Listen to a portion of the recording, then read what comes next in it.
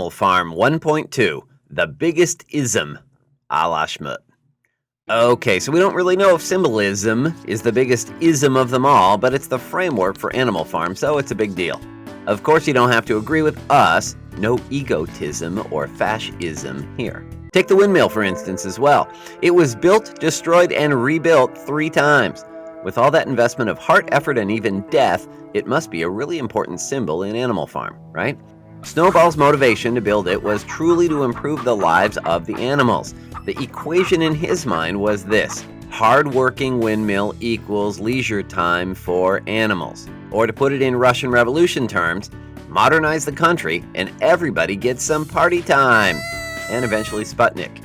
Well, Napoleon peed on the windmill plans, a not-so-subtle gesture of his opinion. Stalin also disagreed with Trotsky, the snowball of the real world, about modernizing Russia, but at least he didn't pee on Trotsky's writing. He just had Trotsky run out of town and later assassinated, which, okay, it's worse.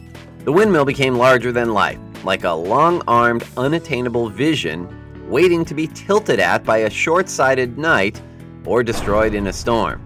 Okay, well, somebody's head has to roll for that one, and Napoleon knows just the man, or pig, to blame.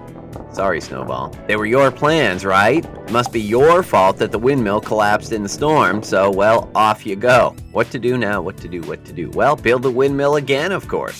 More work, less food. But the sacrifice is worth it for the revolution, for the day when all the animals benefit equally. But the darn thing comes down again. Well, this time it's blown up by ruthless invading Nazis played by invading human neighbors. This is a reference to the Germans invading Stalingrad in 1942. They were eventually defeated by the Soviets, but at great cost to both sides. The animals fought tooth and hoof to save their farm from human invaders. There were casualties, there was blood, and there was death. Well, the animals won, but then they just had to build the windmill for a 3rd time. And so they did, bigger and badder than ever. But the animals never fully recovered. Napoleon became a curly-tailed version of Farmer Jones, and the animals were worse off than ever. The farm's name eventually returned to Manor Farm, the same old inequality, wearing different faces. Well, building the windmill 3 times symbolizes the difficulty of creating a new society. Old Major didn't exactly leave his peeps a manual for how to assemble a new regime, so the pigs were able to fill in the blanks. But on the bright side, at least now we don't have to feel bad about eating bacon.